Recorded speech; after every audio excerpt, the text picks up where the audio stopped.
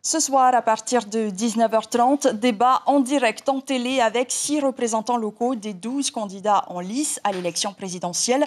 Nicole Bouteau pour Emmanuel Macron, Tawhiti Nena pour Éric Zemmour, Jackie Briand pour Yannick Jadot, Marcel Touihani pour Valérie Pécresse, Éric Minardi pour Marine Le Pen et enfin Tevayari Frébeau pour Jean-Luc Mélenchon. Quels sont les enjeux pour la Polynésie, Lucille Guichet-Tirao? Eh bien, le premier enjeu pour la Polynésie et surtout pour les partis politiques locaux, c'est bien sûr l'abstention. L'élection présidentielle ne passionne pas vraiment les électeurs polynésiens, mais elle reste un moyen de compter ses voix à 1 an des élections territoriales et surtout à 3 mois des législatives. Surtout que le Tavini, comme lors de la présidentielle de 2017, appelle une nouvelle fois à l'abstention.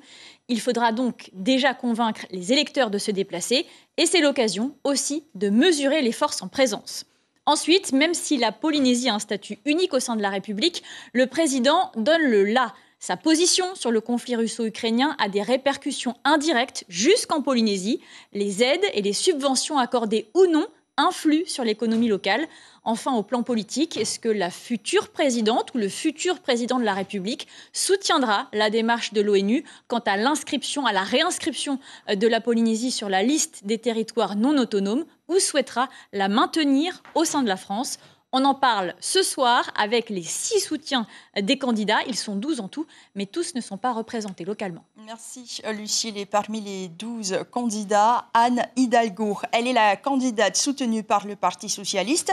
Une partie de son programme est consacrée aux Outre-mer. Voici les principales propositions avec Laurence Théatin, Thierry Lersin et Mourad Bouretima. Anne Hidalgo présente 70 propositions pour la France. Sa mesure numéro 8 est consacrée à la lutte pour l'accès à l'emploi et contre la vie chère et le renforcement des services publics dans les Outre-mer. Elle veut renforcer significativement la formation professionnelle et créer une agence du retour pour permettre aux jeunes d'Outre-mer de revenir travailler chez eux. Contre la vie chère, elle propose une réduction de l'octroi de mer sur certains produits essentiels et une action renforcée de l'autorité de la concurrence.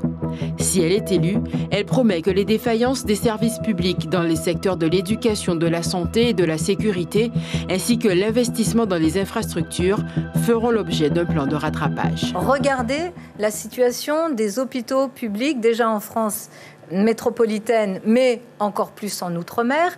Regardez l'état des services publics, l'état des routes, la question de l'eau. Regardez comment la question de l'eau, en Guadeloupe notamment, est posée avec cette ressource tellement rare, tellement chère pour la population, que le service public de l'eau ne peut pas être rendu à nos concitoyens des Outre-mer. Il y a de la réparation à faire, de la restauration à faire sur ces services publics essentiels avec un rattrapage encore plus important dans les Outre-mer. Si la candidate socialiste condamne les violences liées au pass sanitaire et vaccinal, elle fait le constat d'une confiance rompue qu'elle veut restaurer. Elle promet que les scandales sanitaires et environnementaux feront l'objet de mesures d'urgence.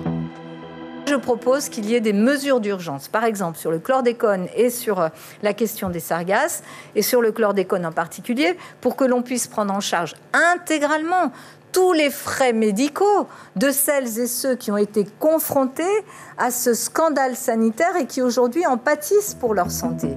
En cas d'accession à la présidence, pour lutter contre la pollution aux algues sargasses, Anne Hidalgo promet que les collectivités du littoral seront accompagnées financièrement. Les sargasses qui sont à l'origine de sa proposition d'un tribunal pénal international de l'environnement. C'est à partir de ce que j'ai vu il y a quelque temps en Martinique et en Guadeloupe que cette idée pour moi d'aller vers un tribunal pénal, une reconnaissance de la justice climatique à l'échelle internationale est née. Et les Outre-mer sont un élément essentiel pour nous aider à forger ce positionnement de la France à l'international et notamment dans la justice climatique. Anne Hidalgo, pour qui le retour de la France dans la diplomatie climatique doit se faire en prenant appui sur le réservoir de biodiversité des Outre-mer. La candidate veut lancer un grand plan de développement des énergies renouvelables et encourager l'agriculture locale. Elles promettent enfin de recréer une chaîne dédiée aux Outre-mer au sein du service public et d'intégrer dans le cahier des charges de Radio France et France Télévisions des obligations de traitement des actualités des Outre-mer à des horaires d'écoute standards.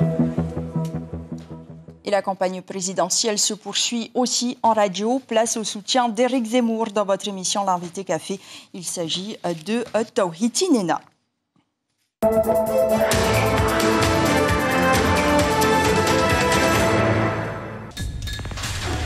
L'information en continu sur Polynésie la première, Internet et réseaux sociaux.